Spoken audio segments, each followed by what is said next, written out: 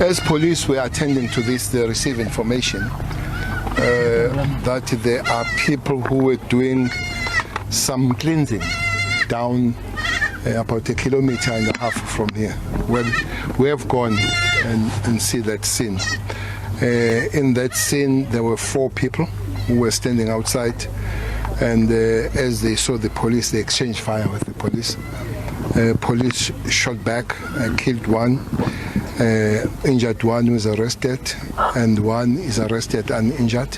One has run away. Fortunately, they know who ran away. So we have seen one of those guys, and they gave us the story that indeed they were doing some cleansing, and they gave us the name of Nyanga, the witch doctor, whom they say comes from Swaziland, and all that. But a person that has died, it looks like he is the guy.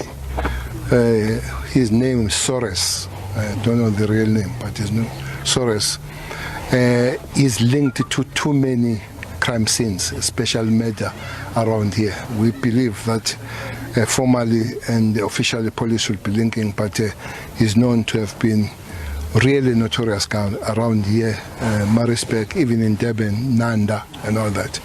So that's a person who's lying down dead when the police responded to the information they received here.